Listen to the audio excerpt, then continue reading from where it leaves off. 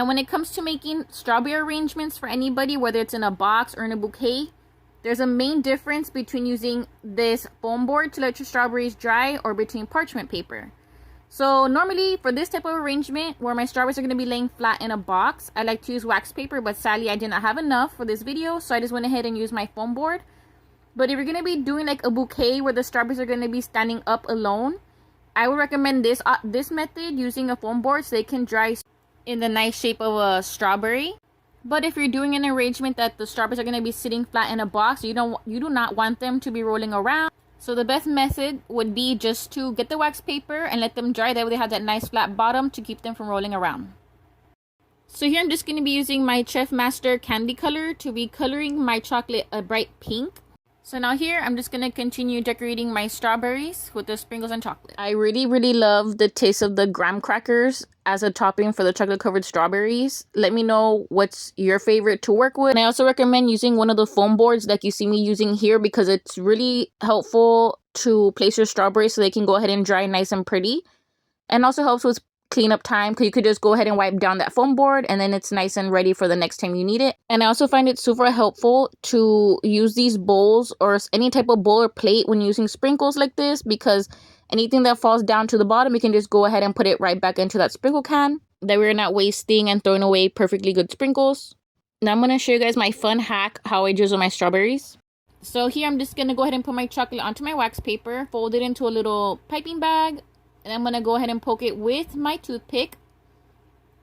And I'm going to check to make sure it's the right drizzle amount that I want. So here I just laid down flat a paper.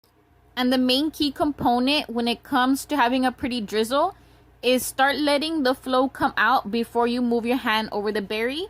And always apply the same pressure. Do not let go of the pressure from the bag. That we don't have ugly lines. A big reason why I like using wax paper or even parchment paper for my chocolate is because it makes it so easy to scrape it out and then refill it when you need to heat up your chocolate again.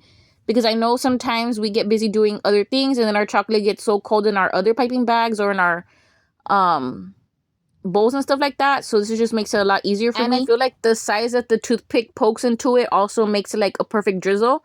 And these are just the honey grams that I'm using. Now I'm going to show you guys here why I like using wax paper, because now that I'm done, I'm not going to waste any chocolate. I'm going to go ahead and open this up. And now that it's dry in there, I'm just going to scrape it right back into my bowl. And I can go ahead and use it to reheat for other strawberries. Okay, and here I just got these baking cups from Walmart. And I know everyone's favorite place to go is the Dollar Tree. But do not sleep on Walmart, because they have some really cute, affordable items that are sometimes even cheaper than Dollar Tree. So it's best to always look around at each store where you like to shop to find the best deals. Now here's a look at how my berries came out. Super nice and pretty. Now on to the fun part, how I made my box. So I went ahead and picked up this stick from Lowe's. And then I'm going to be using my staple gun. And you can use any type of thin little wooden stick you have or that you can find. And then I went ahead and picked up this square box from Dollar Tree. I believe it was the biggest of all the boxes that there is available. And we're just going to go ahead and staple it down from the inside together to our stick. I used 2 staples for the bottom. And now for my tin, I'm going to be making sure I staple it to the way top of my stick. And I did use 3 staples for this part. And I did staple it through the outside. And my stick is 12 inches long. And this is how I assembled this super cute box. Super fast and easy. And if you wanted to paint the wooden stick in the back, you totally can.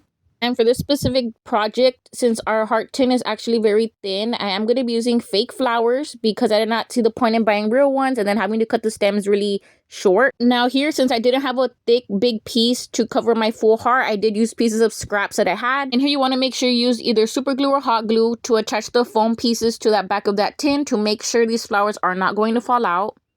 And now here I'm just going to be sticking all my flowers and my green leaves into that foam board. And of course, if you wanted to use real roses, you totally could. But I feel like that would be more harder because you would have to use the wet foam and it might start dripping all towards the bottom since this thing is standing up. Now I went ahead and grabbed a piece of my foam board that I had and I went ahead and stick it towards the bottom of my box. The thickness doesn't really matter. I guess it just depends how deep you want the strawberries to be towards the bottom. And I used tissue paper because I did not want anybody to be seeing the foam board at the bottom. I feel like it gives this box a better look. Now here I'm just going to be putting in all my strawberries into my box. And I like the size of this box because I was able to fit exactly 12 strawberries in here.